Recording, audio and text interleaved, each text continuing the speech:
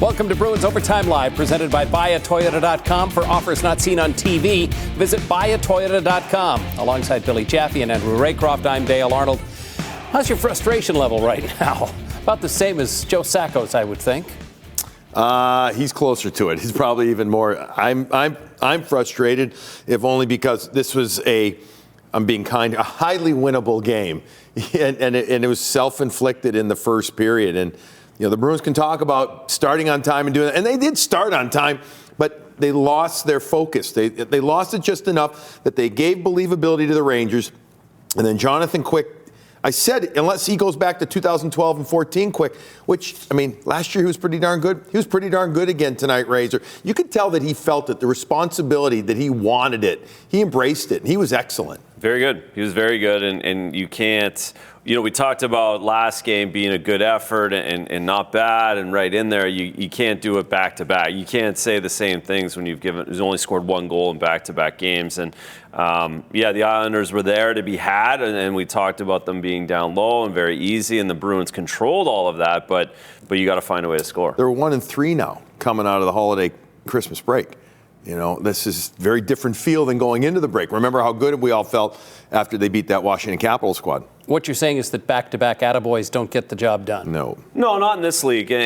Not in this league. It continues to, those attaboys pile up quick if you don't nip them. So they got to figure that out.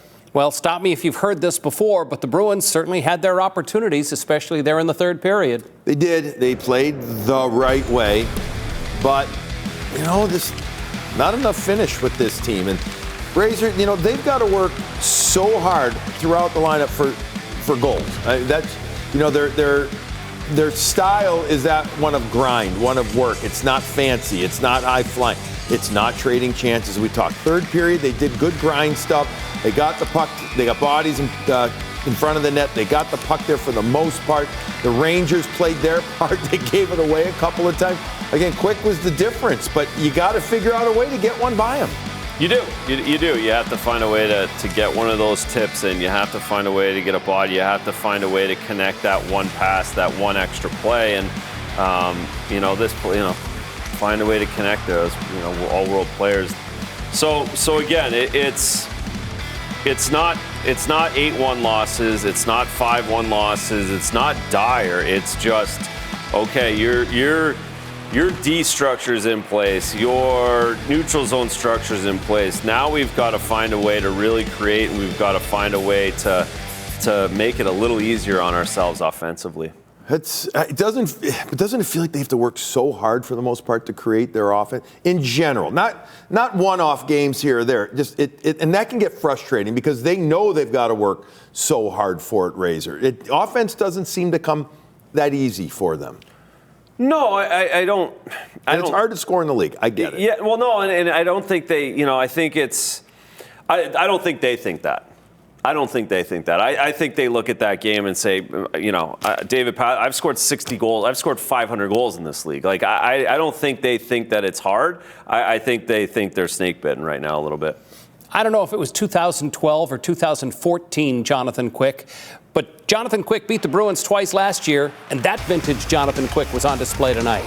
It certainly was, and he moves to 14-6-1 in his career, and Brick touched on it at the start. A couple of these chances early on, that Wahlstrom play in the first couple of minutes of the game, that goes in, that changed the tenor of the game. Didn't happen for the Bruins, didn't happen for Wahlstrom. Another play, again, you go through all these and how much it changes the way the game gets played, and Quickie got good. Hasn't won in his last three, but he's been very good New York Ranger, a very, very good New York Ranger, and he did his thing. He's super athletic and super competitive, and that was all on stage tonight. He knows he's the guy for now, whether that's 1 week or a month, we don't know. We have no idea how long Igor Shesterkin's going to be out for. But it looked to me, you talk about his compete level, it looked to me like that was just a fantastic save on McAvoy right there. Boy, does he go side to side and spread eagle, whatever you want to call it, stretches out completely the splits. But I feel like he's taken it on himself, Razor, just watching him, to be the guy for them right now, knowing how much this team has struggled.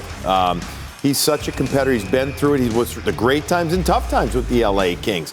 But I loved his focus in this one, his attitude, and boy, his reflexes were not like a 39-year-old out there. Star of the game presented by Subaru of New England. Fall in love with a brand new Subaru. Jonathan Quick, who is the guy right now in his career against the Bruins, 21 games, a record of 14-6-1, 2.34 goals against average, .921 save percentage, and a couple of shutouts tonight. 32 saves on 33 shots. He has been terrific.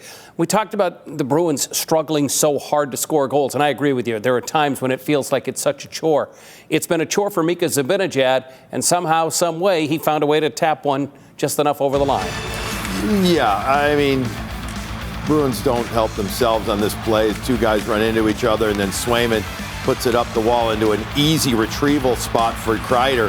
Kreider then gets it towards the front of the net, and Zibanejad, after Riley Smith makes a play up the side, is just going to nudge it in. But Razor, here's the lob play, which is something that the Rangers always look to do. There's Swayman, the reaction, he gets it.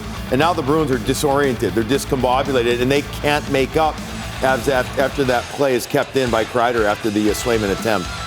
No, that's always chaos. Not only when the D's hit each other, but the stick goes flying, and then on top of it, the goalie puts it up the wall. And that's, again, most times the goalie gets that rebound. It's just because there's so much going on and so much chaos, and that's an easy one for Mika. Then Brett Berard got the second goal of the game, and what proved to be the game-winning goal for the Rangers. This also came in the first period. Yeah, we talked about in the first. Don't give up odd man rushes. Don't give up easy ones. Well, the Bruins had given up an easy one, and now they give up an odd man rush one, and that allowed the Rangers to have the believability that you talked about, Billy, and just poor decision making, right? It's just that there's three guys low. You're with the top line, Mason Lowry. You know they're going to be. David's going a little bit offensively. You can't get stuck on the boards in that situation and have such a clear 2-on-1. That's the key. He puts the backside to the wall to seal it, but yet then he is completely stuck on the wall. Easier said than done. Maybe you go lead with the stick, try and take a body out at the very least. Meantime, he gets to the wall and nothing. He doesn't get the puck. He doesn't get a body, and it's a clear 2-on-1. Now, Berard's also a lefty coming down the offside, much different than a righty coming there for a goaltender, right? Because he brings it to the inside. He can look short side there. He can look far side. It's a better angle for him. Yes.